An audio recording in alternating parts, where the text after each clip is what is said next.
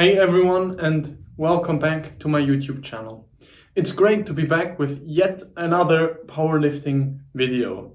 Today I will be talking to you about 8 mistakes you should avoid when competing in powerlifting. Competing in powerlifting can be a nerve-wracking yet highly rewarding experience. The key to success, however, is having the right preparation and mindset. There are a lot of things that can go wrong and a lot of mistakes that could be made. In this video, I summarize the 8 most common mistakes so that you don't have to do them and can avoid them. Before we dive into the mistakes, let me talk shortly about myself so that you have some idea who I am. I am Lucas. I'm an amateur powerlifter based in Switzerland. So far, I've been able to set 2 Swiss squat records and last year became the vice Swiss junior champion in the 83 kilogram weight class.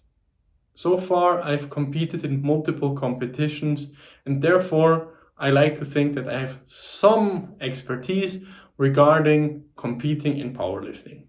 So without further ado, let's talk about the first mistake.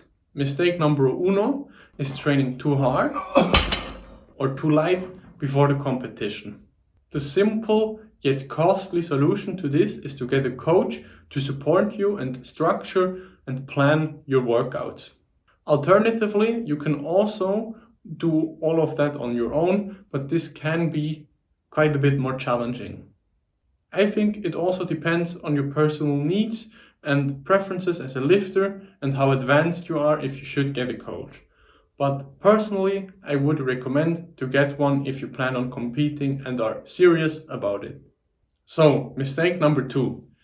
Mistake number 2 is not following the rules set by your federation, so the organizers of your powerlifting competition.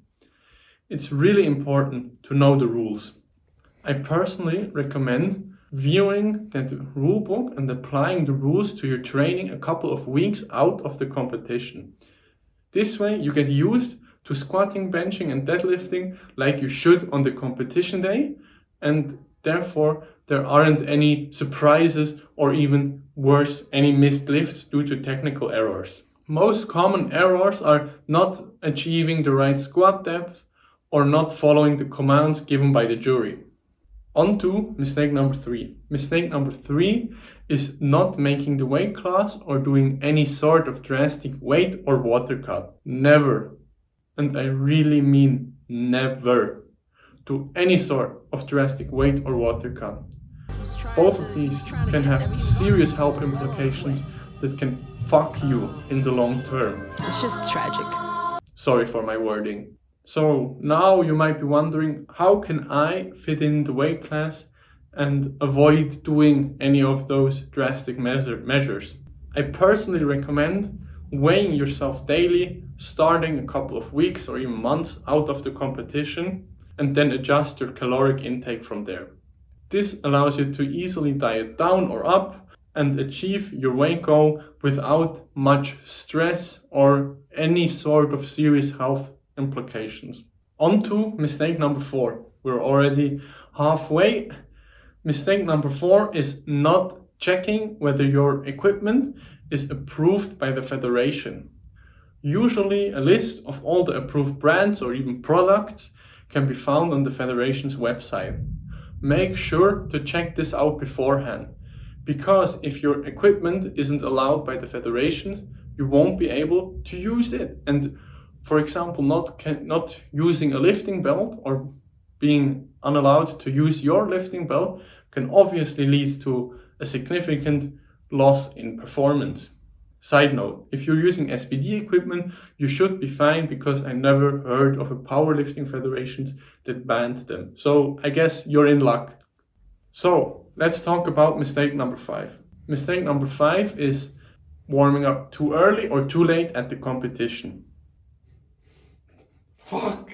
I personally recommend measuring your warm-up time once or twice in the gym. You can then use this as a reference how long it's going to take you to warm up on competition day.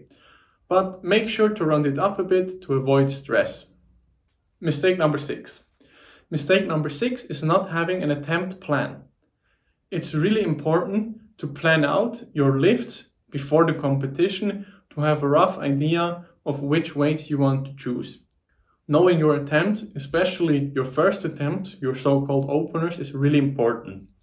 The reason is you will have to give them to the event organizers at the weigh-in. The weigh-in usually happens a couple of hours before the competition itself. Therefore, having the attempts planned out is really important and can also reduce stress at the competition. Mistake number 7. Mistake number 7 is eating or drinking the wrong things at the competition. Make sure that you stick to foods you know you can digest and handle well, and that you like. That's really important, because trying new foods that you don't can digest well or anything can lead to a lot of problems. Those problems can range from energy crashes to digestive issues or any other sort of performance hindrance. So don't try anything fancy or new, stick to things you already know that work. Last but certainly not least, mistake number 8. Mistake number 8 is going to competition alone. Make sure to bring somebody with you that preferably has some experience regarding powerlifting or even lifting in general. If you don't have a training partner or coach that you can bring with you, just a regular friend or family member will do just fine. On competition, there are a lot of things that happen. It can be really hectic and a lot of things to do. You have to keep track of your eating, the competition itself, know when you have to warm up, etc. So having someone with you to assist you, help you, is really important. You are the athlete, you are there to perform, you aren't there to track time or anything. That's it for this video. Thank you very much for watching, and I hope you benefited from it. And by the way, best of luck for your competition if you have one planned. I hope you manage to set absolutely insane new PRs. If you benefited from the video, please consider giving a like or subscribing.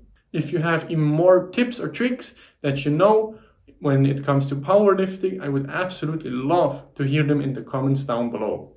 If you want to connect or have a question, feel free to message me on Instagram. Once again, thank you very much for watching, and I hope to see you in the next video. Bye.